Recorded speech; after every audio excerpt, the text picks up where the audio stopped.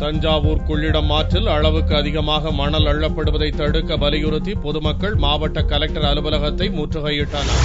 தஞ்சாவூரை அடுத்த திருக்காட்டுப்பள்ளி கொள்ளிடம் ஆற்றில் லாரியாக மணல் அள்ளப்பட்டதால் அப்பகுதியில் நிலத்தடி நீர் பெரிதும் பாதிக்கப்பட்டுள்ளது. இதுகுறித்து பொதுமக்கள் அளித்த புகாரை தொடர்ந்து அப்பகுதியில் மணல் அள்ளுவதற்கு முன்பிருந்த கலெக்டர் தடை விதித்தார். ஆனால் தற்போது புதிதாக பொறுப்பேற்றுள்ள மாவட்ட கலெக்டர் பாஸ்கரன் கொள்ளிடம் ஆற்றுப்பகுதியில் மணல் அள்ளுவதற்கு அனுமதி அளித்துள்ளார். இதனால் அதிருப்தி அடைந்த பொதுமக்கள் கொள்ளிடம் ஆற்றில் மணல் அள்ளப்படுவதை தடுக்க வலியுறுத்தி தங்களுடைய குடும்ப அட்டைகளை ஒப்படைப்பதாக கூறி கலெக்டர் அலுவலகத்தை முற்றுகையிட்டனர். கொள்ளிடம் காவிரி ஆறுகளில் மணல் அள்ளப்படுவதால் எங்களுடைய இயற்கை வளங்கள் பாதிக்கப்படுகிறது.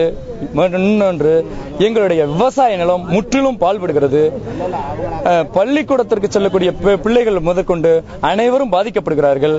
இந்த சூழ்நிலையில் முன்னாள் மாவட்ட ஆட்சியர் அந்த பகுதியில் மணலில் முற்றிலும் தடை விதித்த அந்த சமயத்தில் இந்த மாவட்ட ஆட்சியர் அந்த பகுதியிலேயே மணல் அள்ள உத்தரவிட்டுள்ளார். அதை கண்டிக்கிற விதமாக 300 குடும்பத்தினர் தங்களுடைய குடும்ப அட்டையை மாவட்ட ஆட்சியரத்தில் ஒப்படைக்க வந்திருக்கிறார்கள். கையில் குடும்ப அட்டையுடன் ஒரே நேரத்தில் நூற்றுக்கணக்கான பெண்கள் உட்பட ஏராளமானோர் கலெக்டர் அலுவலகத்தை முற்றுகையிட்டதால் அங்கு பரபரப்பு நிலவியது.